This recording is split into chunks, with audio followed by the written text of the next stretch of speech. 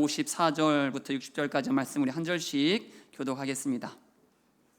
사도행전 7장입니다. 54절부터 60절까지의 말씀을 우리 한 절씩 봉독하겠습니다. 제가 먼저 54절 봉독하겠습니다. 그들이 이 말을 듣고 마음에 찔려 그를 향하여 이를 갈거늘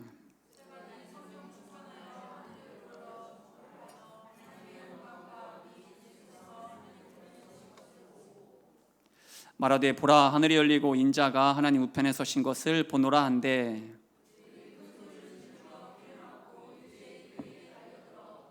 성 밖으로 내치고 돌로 칠세 증인들이 옷을 벗어 사울이라는 청년의 발 앞에 두니라.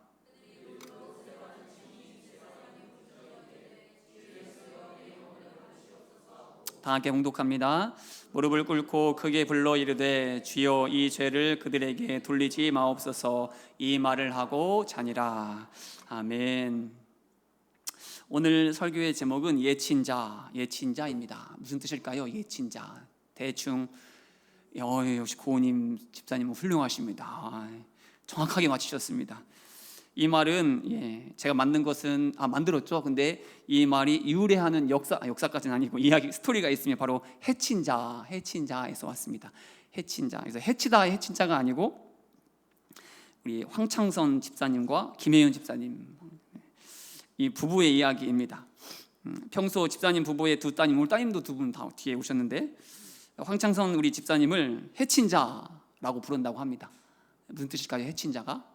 참고로 우리 아내 되신 우리 집사님 성함이 김혜윤 집사님입니다. 해친자 감이 오십니까?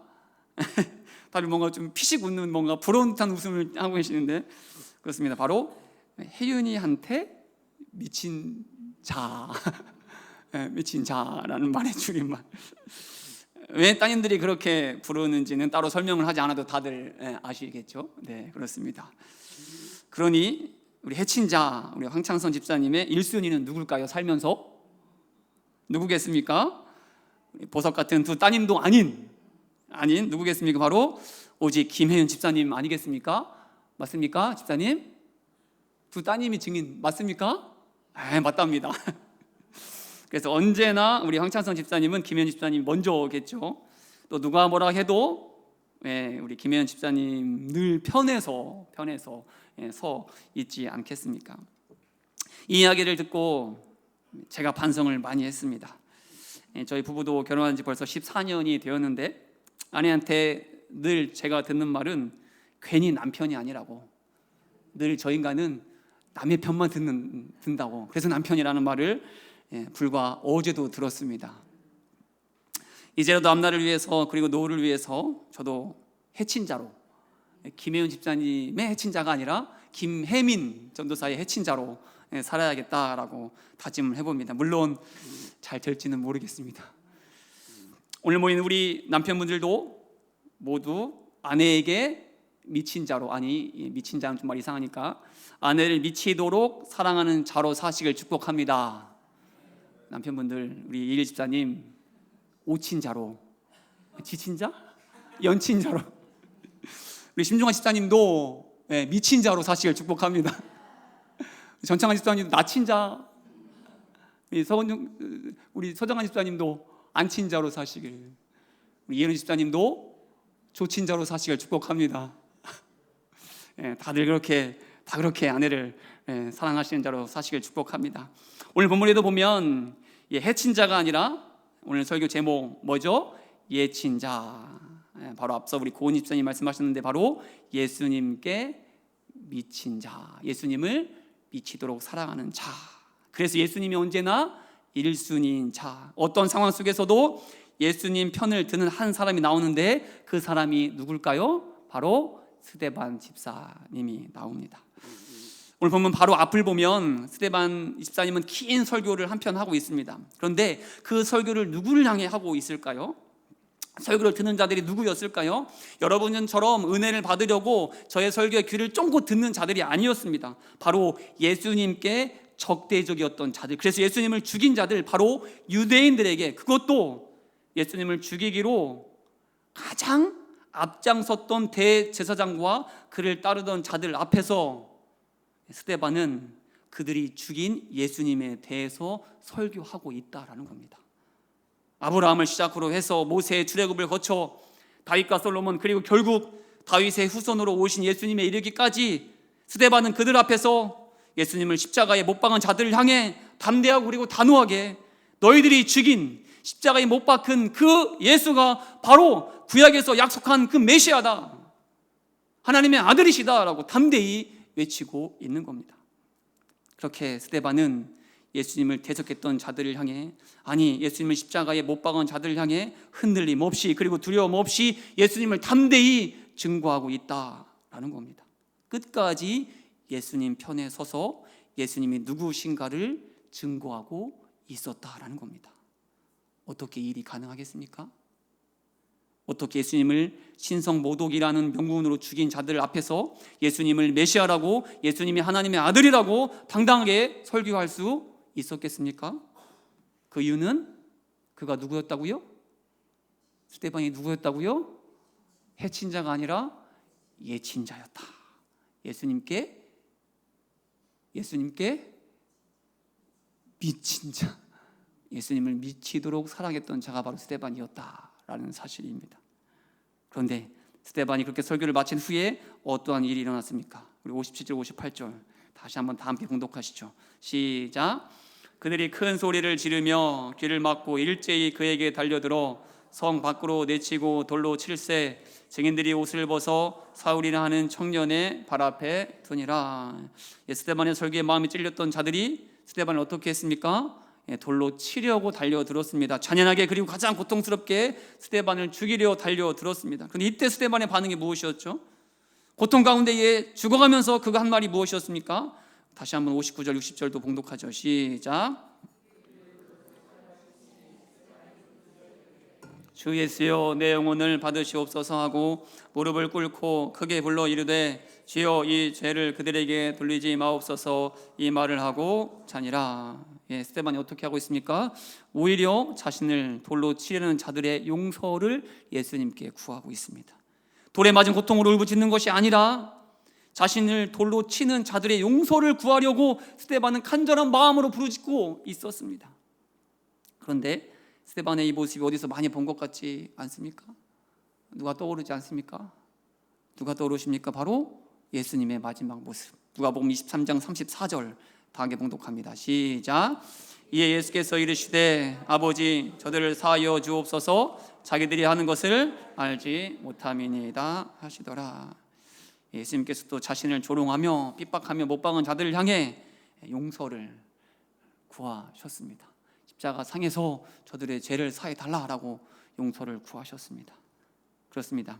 스데반은 예친 자답게, 예수님께 미친 자답게, 예수님만 미치도록 사랑하는 자답게, 예수님만 삶의 최우선순위로 둔 자답게 예수님을 꼭 닮은 모습으로 그의 마지막 숨을 거두었다라는 겁니다. 아니 너무나 평안하게 그는 죽음을 맞이했다라는 겁니다. 그래서 오늘 말씀을 기록한 의사 누가는 스데반의 마지막 모습을 뭐라고 기록하고 있습니까? 80절을 보면, 60절 하반절을 보면 이 말을 하고 어떻게 했다고요?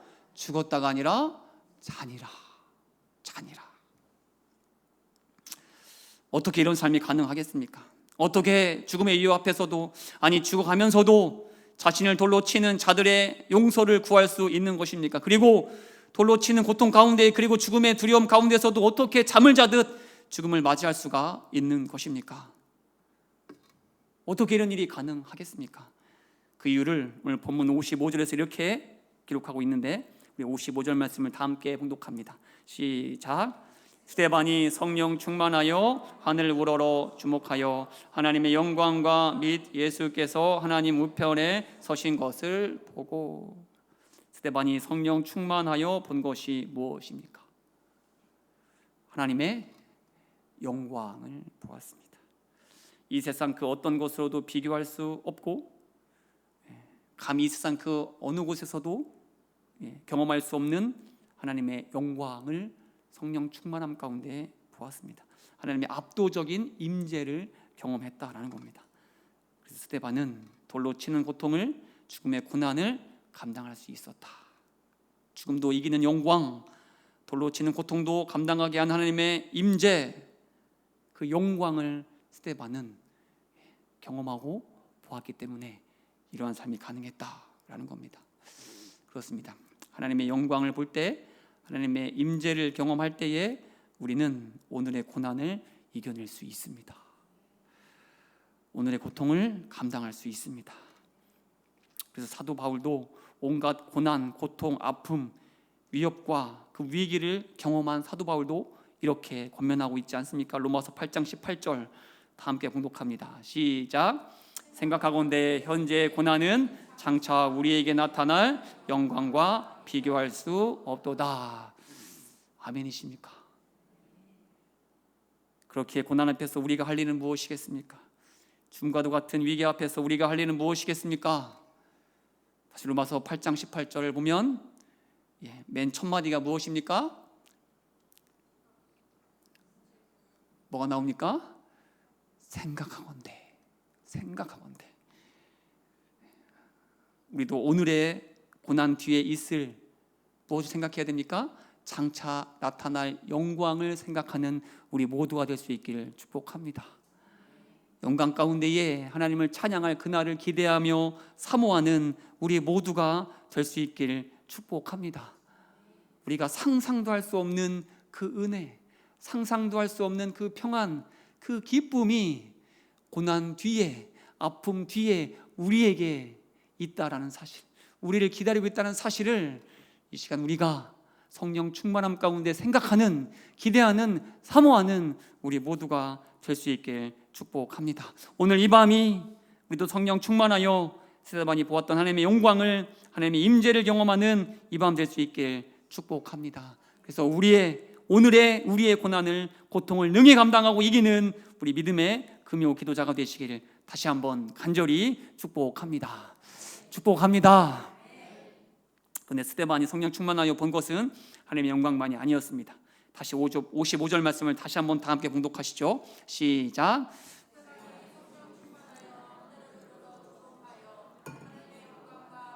예수께서 하나님 우편에 서신 것을 보고, 스데반이 또 본 것이 무엇입니까? 하나님의 영광을 보았고 또 무엇을 보았습니까? 예수께서 하나님 우편에 서신 것을 보았습니다. 성경을 보면 예수님께서 하나님 보좌 우편에 계신 장면을 묘사하는 말씀이 아주 많이 있는데, 우선 마가복음 16장 19절 우리 다 함께 봉독합니다. 시작. 주 예수께서 말씀을 마치신 후에 하늘로 여지사 하나님 우편에 앉으시니라. 히브리서 8장 1절도 봉독합니다. 시작. 지금 우리가 하는 말의 요점은 이러한 대제사장이 우리에게 있다는 것이라. 그는 하늘에서 지극히 크신 이의 보좌 우편에 앉으셨으니. 히브리서 12장 2절도 봉독합니다. 시작. 믿음의 주요 또 온전하게 하시는 이인 예수를 바라보자. 그는 그 앞에 있는 기쁨을 위하여 십자가를 참으사 부끄러움을 개의치 아니하시더니 하나님 보좌 우편에 앉으셨느니라. 골로새서 3장 1절도 봉독합니다. 시작. 그리스도와 함께 다시 살리심을 받았으면 위의 것을 찾으라. 거기는 그리스도께서 하나님 우편에 앉아 계시느니라. 어떻습니까? 예수님께서도 보좌 우편에 앉아 계시는데 다들 어떻게 앉아 계신다라고 말씀을 전하고 있습니까? 하나님 보좌 우편에 어떻게 계십니까? 다 보좌 우편에 앉아 계신다라고 말씀하고 있습니다. 그런데 오늘 본문은 어떻게 말씀하고 있습니까? 다시 띄워주시죠. 봉독합니다. 시작. 스데반이 성령 충만하여 하늘을 우러러 주목하여 하나님의 영광과 및 예수께서 하나님 우편에 서신 것을 보고. 다 앉아 계셨는데 오늘 본문에서만 예수님께서 서 계십니다. 늘 예수님께서는 하나님의 아들로서 하나님과 같은 모습으로 같은 위치에서 보좌에 앉아 계셨는데 오늘 본문에서 예수님께서는 앉아 계시지 않고 서 계셨습니다. 왜 오늘 말씀 가운데 서 계셨을까요? 이에 대한 여러 신학자들의 해석이 있는데 그중에 제가 가장 좋아하고 설득력 있게 생각하는 것은 오늘날도 마찬가지겠지만 당시에도 법정에서 변호인이 의뢰인을 변호하기 위해서는 자리에 앉지 않고 서서 변호했다라는 것이죠. 오늘 말씀도 마찬가지입니다. 오늘 말씀 예수님도 마찬가지라는 거예요. 지금 스데반이 어떠한 상황 가운데 있습니까? 예수님을 십자가에 못 박은 자들 앞에서 예수님을 변호하고 있습니다. 스데반이 예수님의 편을 들고 있는 겁니다. 심지어 자신의 목숨도 아끼지 않고 예수님이 바로 메시아라고, 예수님이 하나님의 아들이라고 외치고 있습니다. 그렇게 사방이 적으로 둘러싸인 곳에서 홀로 외롭게 아무도 도와주지 않는 상황에서 그래도 끝까지 예수님 편을 들고 있을 그때에 스데반이 성령 충만하여 본 것이 무엇이라고 말씀 전합니까? 누구를 보았습니까? 누가 보였습니까? 바로 서 계신 예수님. 홀로 싸우는 스데반을 변호하시는 예수님, 끝까지 예수님 편을 들어주는 스데반을 변호하시기 위하여 일어서신 예수님을 그렇게 아무도 스데반 편을 들어주지 않을 그때에 스데반의 편이 되어주기 위하여, 홀로 싸우고 있는 스데반을 응원하기 위하여 일어서신 예수님을 성령 충만함 가운데에 보았다라고 고백하고 있는 것입니다. 그러니 그 모습을 바라본 스데반이 두려울 것이 무엇이 있었겠습니까? 그러니 스데반이 혼자여도 과연 외로웠겠습니까? 예수님이 내 편이 되어주시는데, 예수님 날 끝까지 응원하시는데 도대체 무엇이 두렵고 무엇이 외로웠겠습니까? 그렇습니다. 스데반은 평생을 또 그의 죽음 앞에서도 끝까지 예친 자로 살았습니다. 오직 예수님께 미친 자로 살았습니다. 그런데 그럴 때에 스데반이 본 것이 무엇이었습니까? 예친 자인 스데반에게 보이신 분이 누구였습니까? 바로 스친 자이신 예수님을 보게 되었다. 나만 예수님께 미친 줄 알았는데, 나만 예수님을 미치도록 사랑하는 줄 알았는데, 나만 예수님을 최우선순위로 믿고 따르는 줄 알았는데 이미 나를 미친 듯이 사랑하시는 예수님, 그래서 나를 위하여 생명도 아끼지 않으신 그 스친 자 스데반 자신을 미치도록 먼저 사랑해 주신 예수님을 그 가운데에 바라보았다라는 사실입니다. 오늘 우리도 기도 가운데 성령 충만하여 스데반이 보았던 예수님을 다 볼 수 있길 간절히 축복합니다. 스친 자이신 예수님, 현친 자이신 예수님, 또 고친 자이신 예수님, 우리 손친 자이신 예수님, 나보다 나를 먼저 더 사랑하시는 그 예수님을 오늘 예배 가운데 만나는 우리 모두가 될 수 있길 간절히 축복합니다. 넓은 축구장에 한 남성의 목소리가 홀로 외롭게 흘러 나왔습니다. 수십 명이 모여있는 상대방 응원단에 절대 밀리지 않는 우렁찬 목소리로 처음부터 끝까지 자기 팀이 응원하는 축구팀의 응원가를 불렀습니다. 우리나라 프로축구 5부 리그 팀인 고양시민 축구단을 응원하러 온 한 남성의 이야기입니다.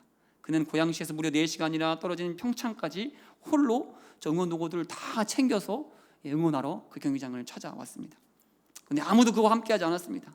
그래도 홈 경기할 때는 몇 명이라도 모였는데 그때는 홀로 그 경기장을 찾아간 겁니다. 그래도 그럴 것이 그때까지 총 7경기를 했는데 다 진 거예요. 전패. 그러니 누가 그런 팀을 응원하고 싶었겠습니까? 그런데 그 남성은 응원했습니다. 끝까지 포기하지 않았습니다. 그리고 결국 그날 고양 시민 축구단은 드디어 첫 승을 거두게 됩니다. 그리고 결승골을 넣은 그 선수는 사진에서 보는 것처럼 골을 넣은 후 유일하게 응원하고 있는 그 한 사람을 향해 달려가 90도로 인사를 했습니다. 그리고 그때 그 남성은 감격에 겨우 눈물을 흘립니다. 그리고는 다시 북을 치며 눈물을 훔치며 다시 응원하기 시작했습니다. 전 저 모습을 바라보며 오늘 우리를 바라보는 예수님이 떠올랐습니다. 우리 예수님도 마찬가지. 우리 예수님도 우리를 끝까지 응원하십니다. 우리 예수님도 끝까지 내 편이 되어주십니다. 우리 예수님은 끝까지 영원히 스친 자 그리고 현친 자이십니다. 우리를 미친 듯이 사랑하는 분이십니다. 그래서 생명도 아낌없이 내어주신 분이 바로 우리 예수님이십니다. 그 은혜 가운데 우리가 이 자리에 서 있다는 사실을 기억하며 우리도 끝까지 배신하지 않고 예친자로 살아가시길 축복합니다. 끝까지 예수님 편에 서서 예수님만 자랑하고 예수님만 사랑하고 그렇게 예수님만 의지하는 자로 살아가는 우리 기흥의 믿음의 예친자, 믿음의 금요 기도자가 되시길 간절히 축복합니다. 오늘 말씀 의지하여 다 함께 기도하기 원합니다.